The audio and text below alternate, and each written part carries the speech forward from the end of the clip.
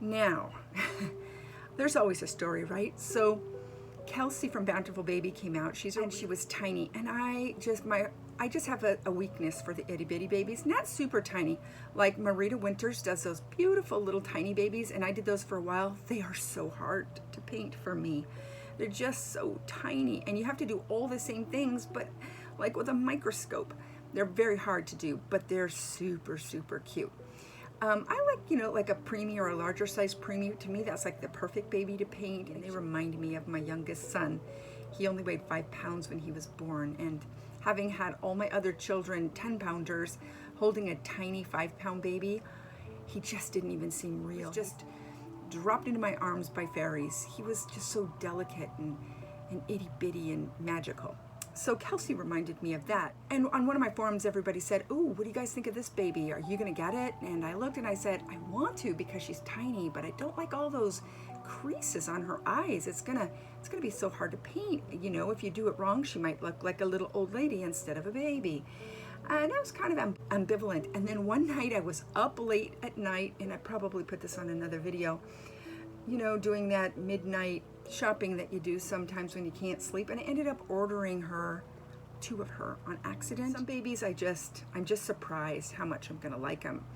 And I painted her with a lot of dark creasing, and I don't know why, it just felt right. And here she is bald, but I just love her face. And the eye creases, they're not as prominent as I thought. I mean, they're there, but I kind of like them. They make sense. But I'm wondering if the actual baby had these creases. I really like them now. What I thought was going to drive me crazy actually just makes me smile. She is such a pretty baby. I don't even want to put hair on her. I love the way her head is shaped. I love her size. I love her proportions. Look at that profile. Gosh, you could just eat her with a spoon, couldn't you? I like that baby. So if you get a chance to paint that baby, you will not be disappointed. But I am going to put hair on her. I'm going to sparsely paint hair on her as if she were just very, very new. And then I'm just going to root the tiniest bit of fuzz on top just to complement that. That's my goal. However, if you've been watching me, you know that I have no self-restraint whatsoever. So I say I'm going to sparsely paint, and then I end up with a baby that's got a full head of hair because I can't stop. This is Miss Priscilla. She is such a Princess Dolly face. She is just so cute. So I painted her hair like this because I'm actually going to directionally root her hair to the side and leave it a little long here, put a magnet in so we can put a little bow, and she'll just have little tendrils there. And yep, I think she's done. I might play with a little bit of the part. It's a little messy, but I think she's pretty much done. And then I have Brooklyn, and every time I've painted Brooklyn, I've done her hair the same way. I love her head. I love her face. I love this baby. I don't love her arms. Let me show them to you. Now, I have not been in the reborn world as long as a lot of people, and so I don't know what's okay to say and what's not okay to say, but I just don't like this little twirly pop arm here. It makes me crazy. This and the fist and the and I don't know if it's cool to swap out limbs. And what do? Do you just pull kits apart and then have parts stacking up? I mean, I do have some in my garage. It breaks my heart. But I wish that these creases weren't so pronounced. It's just, it grates me just a bit. It shouldn't, but it does. But with a face like that, who cares, right? Look at that. Oh my God. She is so cute. I'm not talking about my artwork. I'm talking about the sculpt. Goodness, look at that nose.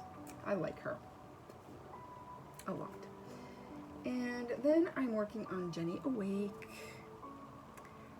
I had an email from someone who emailed me several times saying, I missed out on your Jenny Awake. If you have one, could you paint it again? And I said, oh, sometime. I think I do. I'm not sure. I'll check.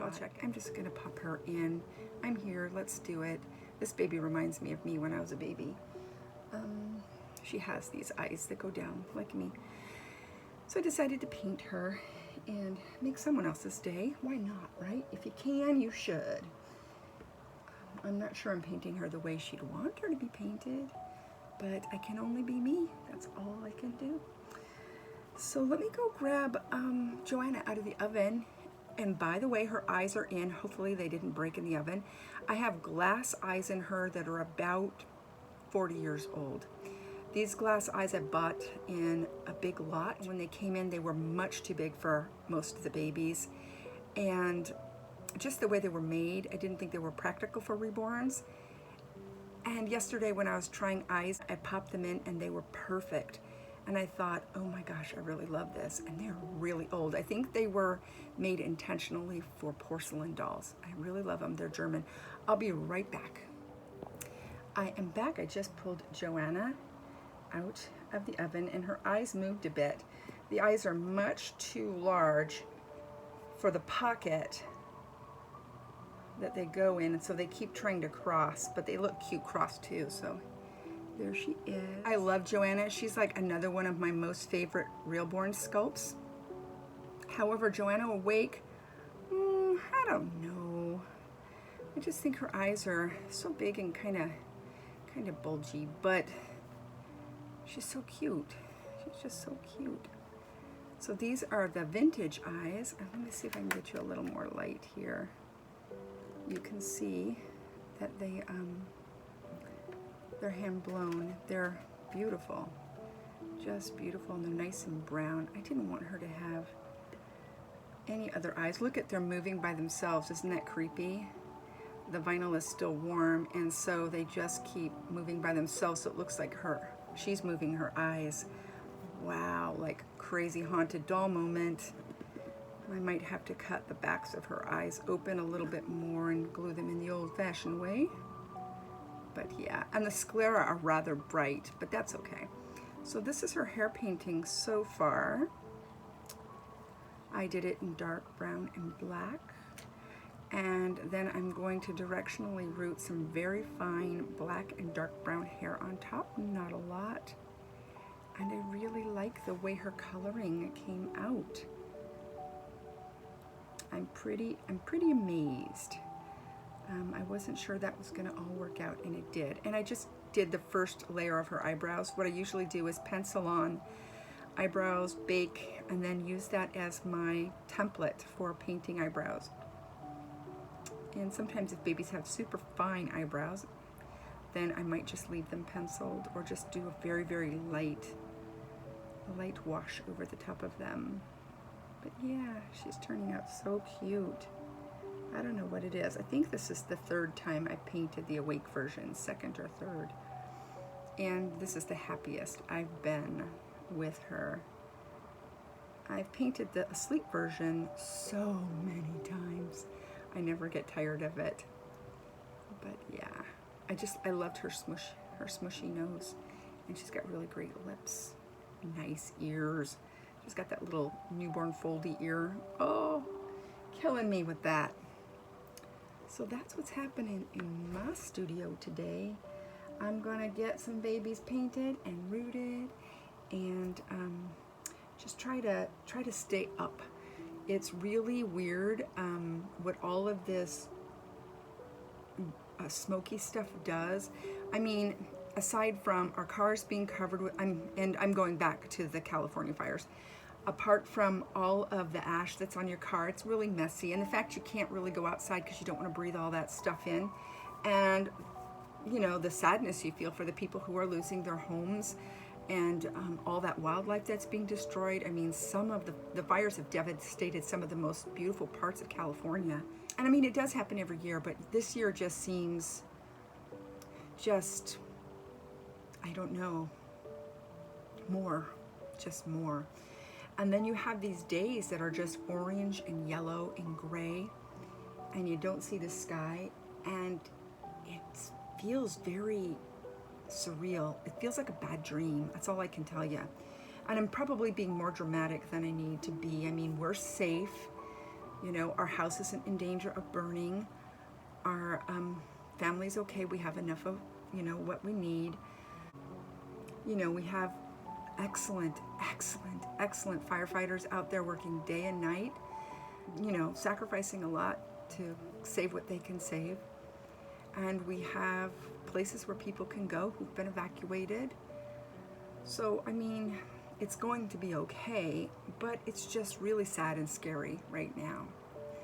Especially with everything that's kind of going on in the world. You know, we already have COVID and we already have this crazy election coming up, and I won't go into that because this is not the place for it.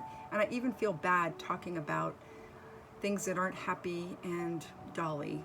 But, you know, this is my happy place here, and this is my little panic room. It's my escape hatch. It's where I go to kind of pretend everything's okay, because in here it is. It feels great. But, you know, real things are happening out there, and if you're in Oregon or you're here in California and things are much scarier for you than they are for me, I'm sending all my love and all my good thoughts out, and I hope everything's okay. So, on a happier note, I'm gonna make some babies. Got to pack up a couple of those Cocoon babies that I made. I was worried about how they would be received out there in the world by kind of the general public. I make those Cocoon babies mostly as therapy dolls. I don't make a ton of them, but I do make them for people who need them. And when I decided to kind of try them out with the fantasy heads just for fun, I wasn't sure what kind of reaction I would get. And I think I've had one bad reaction from someone who I just think doesn't really understand this art form anyway. And then I do have some people, some doll artists from Mexico that follow me who are really good artists, and they like sent emojis with like praying hands and, you know, the crying eye emoji and stuff.